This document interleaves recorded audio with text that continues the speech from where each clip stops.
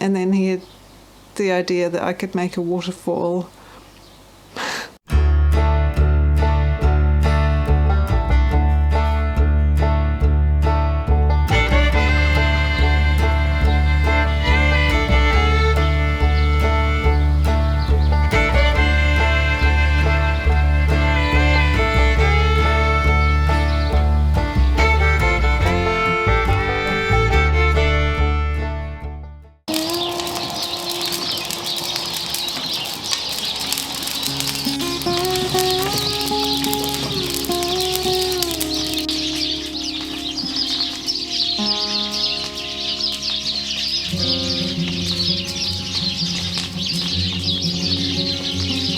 Hey guys, welcome to Wild Hope Homestead.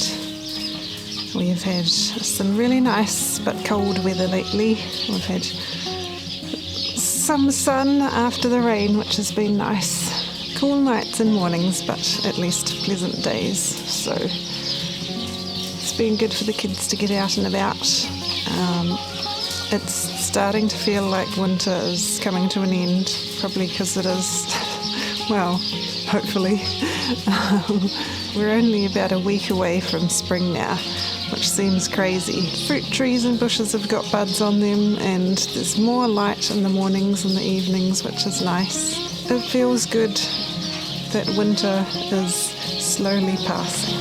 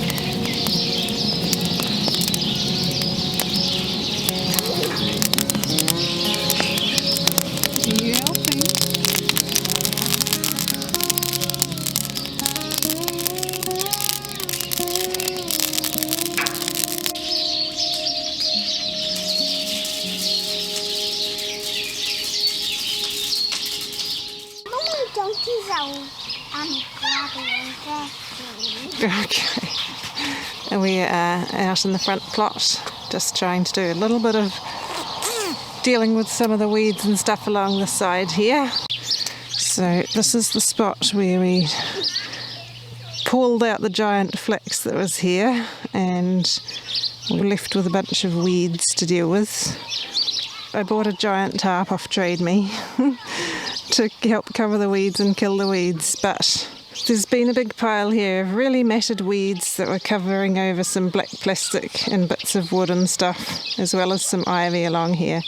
And I really want to get rid of all that mess and clear along the fence, because I thought we could actually plant a couple of black currant plants along there. Since I've got some growing, we might as well bung some more. Yep, some more food plants in there.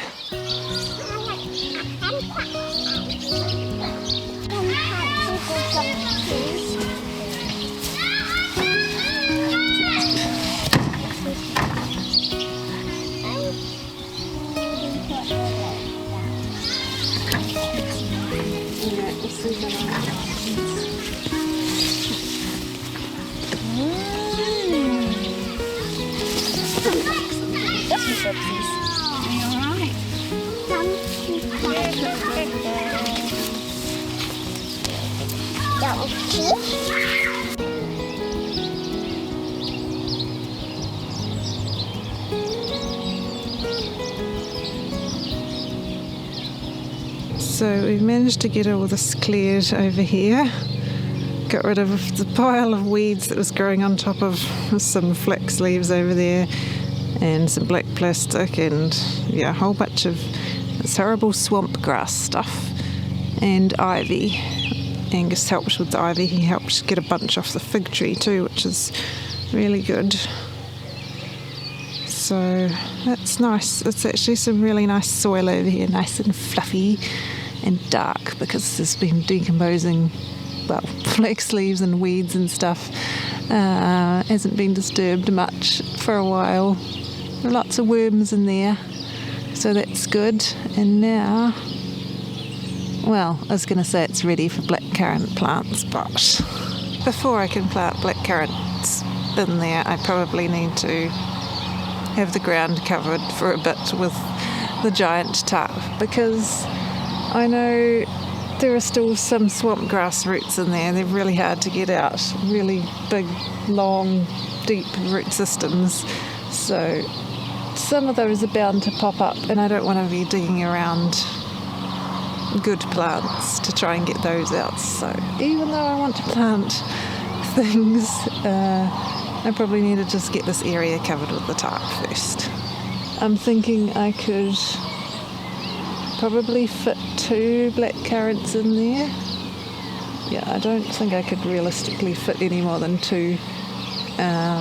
What was the fig tree and the hedge? There's one little hedging plant that I transplanted along the side down in the corner there where the flax was.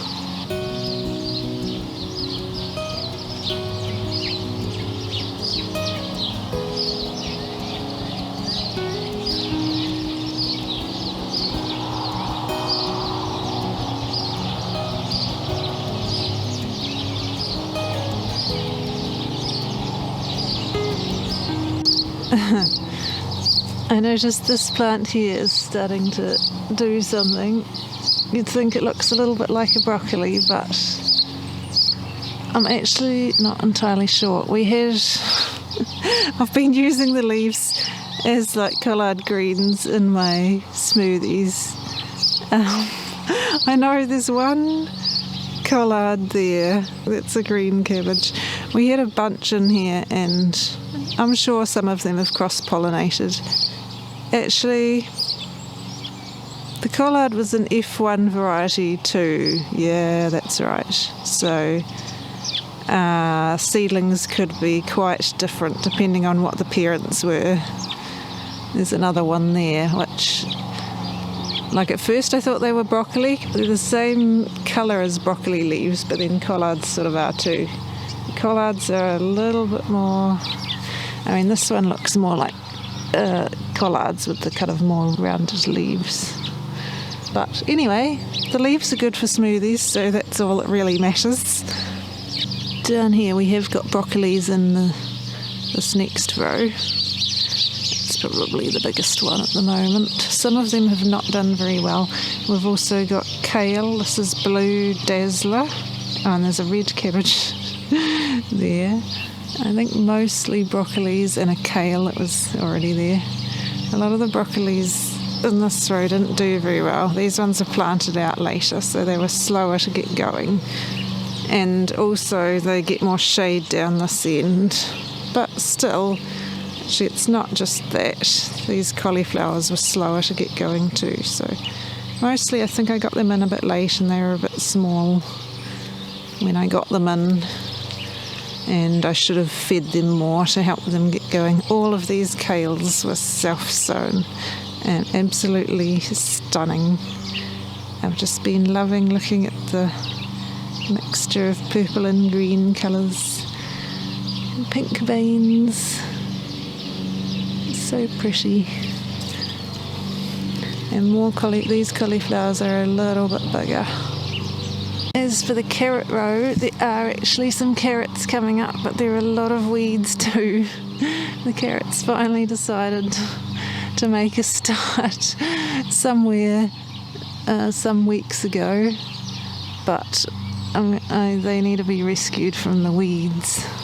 In this first row by the drive, we've got more blue dazzler kale and cauliflowers and broccolis in here. So cauliflowers here, they're suddenly picking up. We took the netting off finally, and there's 2 red cabbages.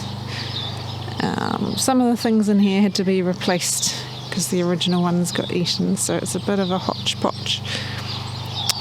And And then broccolis, these are purple sprouting broccolis.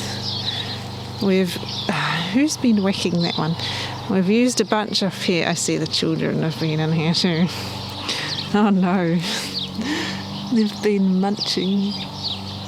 So we've started using the purple sprouting broccolis. Oh, that little dude has not got very far along. We've had one green broccoli. These ones have not grown very big. More food required, or else they just weren't very strong seedlings. Cauliflowers. Ooh, hello. That's good, except for slugs and snails getting in there.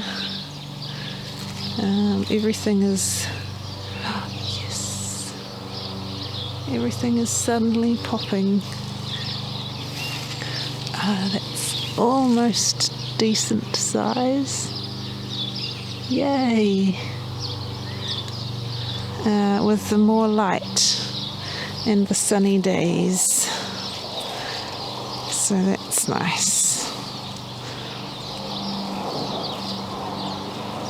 We've got Angus's birthday and his party coming up soon, so I'm going to try to start getting things done in advance, since I'm not feeling super great. Some days are better than others, so on the days where I'm feeling better, I'm going to try and get bits and pieces done. So first up, I'm actually making some natural food colouring.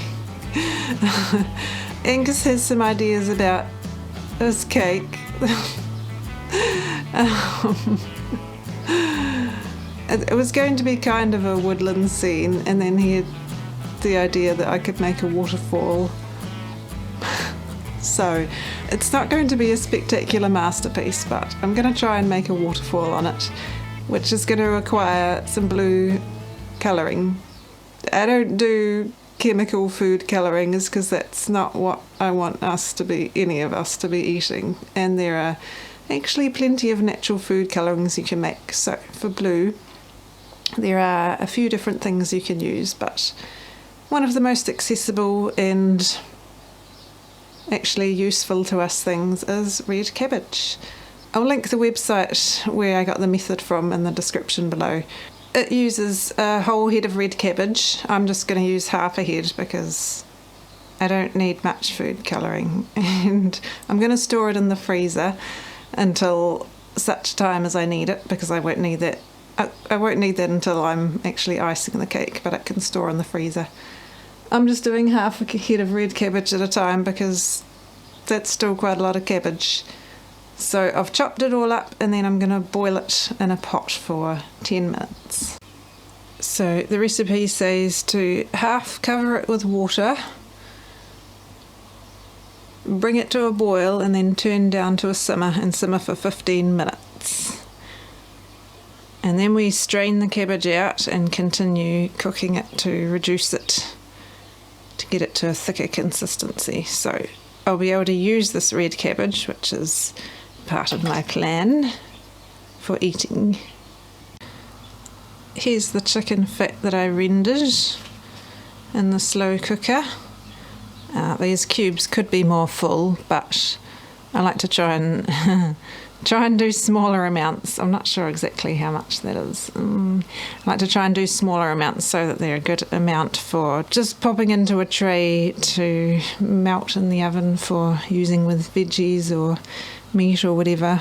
Or I can pop one or two, however much I need, into the fridge to defrost during the day. I'm going to put these in a Ziploc bag, but I needed to freeze them first, otherwise they're still too soft. So I'm going to quickly get those in the bag before they start getting soft at room temperature.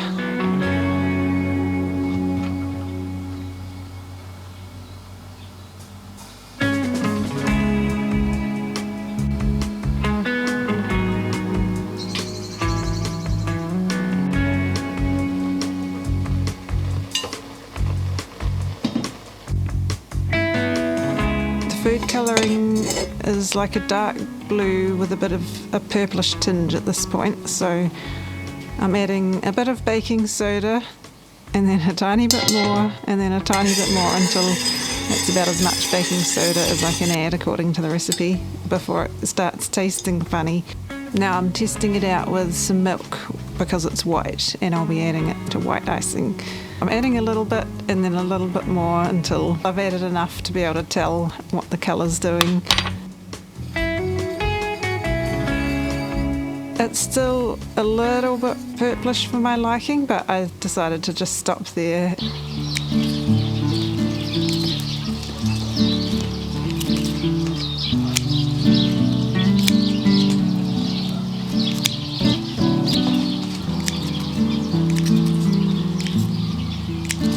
Thanks for joining us in today's vlog, guys. Choose to grow hope, and we'll see you next time. Bye.